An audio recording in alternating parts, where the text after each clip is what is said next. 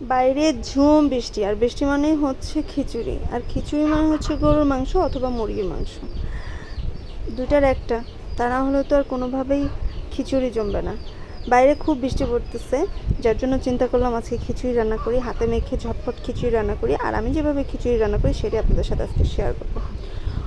আসসালামু আলাইকুম সবাইকে, welcome back to my new blog. চলে আসলাম আজকে নতুন একটি রেসিপি নিয়ে, একটি না বলতে গেলে দুইটি রেসিপি, আর দেখাবো একটি। যাই হোক, সমস্ত মশলা দিয়ে আমি ডাল চাল, দুই ধরনের ডাল আর চাল সুন্দর করে মেখে নিয়ে আজকে আমি হাতে মাখা খিচুড়ি রান্না করব। আমার মা সবসময় এইভাবে খিচুড়ি রান্না করতো, আর এইভাবে খিচুড়ি রান্না করলে আমার কাছে বেশি মজা লাগে। কারণ হচ্ছে পেঁয়াজের কাঁচামরিচের একটা একটা সুন্দর কাঁচা কাঁচা একটা সুঘ্রাণ আসে, যার জন্য খেতেও খুব ভালো লাগে ভাতের চালের খিচুড়িটা। আমি এখানে মুগ ডাল আর মসুর ডাল আর চাল আগে থাকতে ভিজিয়ে রেখেছিলাম, আর এখন সমস্ত মশলা দিয়ে আমি সুন্দর করে মেখে পরিমাণ মতো পানি দিয়ে চুলায় বসিয়ে দিই। দেখুন হয়ে গেছে। আমি এখানে কাঁচামরিচটা বেশি একটা দেইনি, কারণ বাসায় কাঁচামরিচও ছিল না, আর যেহেতু রাত্র করে আমি রান্না করছিলাম, আমি আমার ক্ষেত থেকে আনতেও পারিনি। আর এইদিকেও আমি ইলেকট্রিক চুলায় হাতে মাখা গরুর মাংসও বসে দিয়েছি, হাতে মেখে ঝটপট আর কি রান্নাটা যাতে হয়ে যায়, দুইটাই একসাথে হয়ে যাবে আর দ্রুত খেতে পারবে।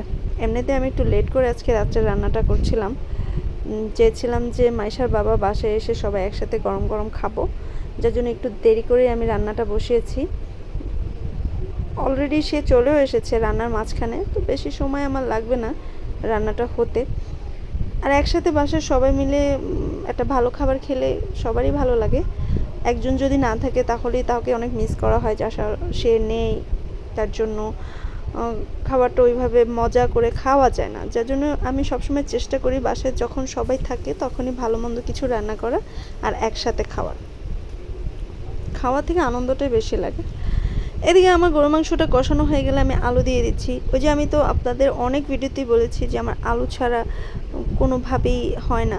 মাইশার বাবা আমাকে এখন বকে, আলুর দাম বেশি, একটু কম করে খাও। আমি বলছি খাবোই তো, আমি আলু কম কী করে খাবো? আলু কম খাওয়ার কথা আমাকে বলো না, আলু আমার লাগবেই।